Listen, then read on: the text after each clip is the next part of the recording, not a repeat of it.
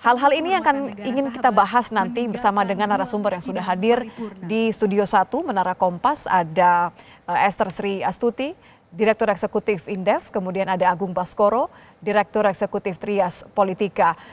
Kami juga nanti akan menunggu kehadiran dari Ismail Fahmi, pakar media sosial, pendiri Drone Emprit. Nanti kita akan bincang-bincang mengenai pidato seorang Presiden Prabowo Subianto yang saat ini saudara Anda saksikan masih menyalami satu persatu perwakilan dari negara-negara sahabat di gedung MPR pasca dilantik resmi menjadi Presiden ke-8.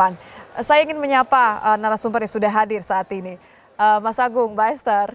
Wah, ini kalau senyumnya Mas Agung dan senyumnya Mbak Esther, saya mau coba mengartikan nih. Kita melihat begitu kental sekali karakternya seorang Prabowo Subianto ya dalam pidato yang disampaikan tadi. Saya ingin tanya ke Mas Agung terlebih dahulu.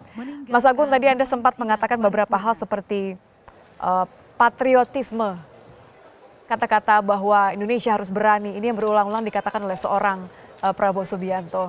Apa pandangan Anda mengenai ini adalah pertama kalinya seorang Prabowo Subianto memberikan statement sebagai pemimpin negara Indonesia, sebagai Presiden Republik Indonesia setelah menunggu selama 15 tahun kurang lebih ya. Apa pendapat Anda?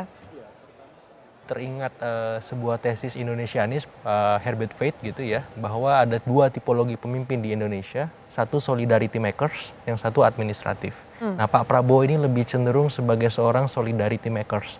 Pidatonya berapi-api. Mungkin ini pidato panjang sekali ya. 30 menit lebih ya. 30 menit lebih, mungkin 35 menit something gitu. Tapi yang jelas kita mendengarkannya berapi-api. Mungkin karena saya milenial, nggak tahu nanti Gen Z atau Gen X dan Alpha. Bagaimana? Ya, tapi berapi-api, penuh optimisme, penuh harapan. Dan saya kira harus diakomodasi oleh tim manajerial yang administratur, yang tipologi kedua. Jadi wapresnya, kabinetnya nanti harus bisa menafsirkan atau mengimplementasikan berapi-apinya pidato itu ke kinerja, performa, agar apa? Agar ini bukan harapan kosong. Karena kalau tidak ada klimaksnya dalam bentuk konkret, misalkan yang paling mencapai Indonesia emas begitu. 2045 atau asta citanya diimplementasikan dalam konteks politik, ada soal demokrasi, ada soal Pancasila, ada soal hukum dan seterusnya. Saya kira itu harus menjadi concern. What next? Habis setelah pidato ini konkretnya apa gitu? Apakah ada penguatan misalkan lembaga hukum, KPK, PPATK, jaksa, polisi dan seterusnya?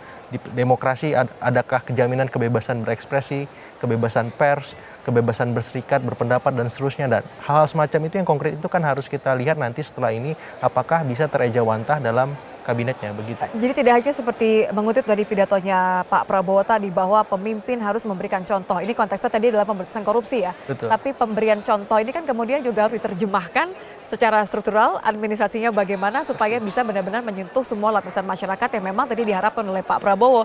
Jangan sampai ada lagi masyarakat yang tidak sekolah, tadi anak-anaknya tidak sekolah, masyarakat yang kemudian tidak bisa mendapatkan makanan, bantuan tidak sampai begitu.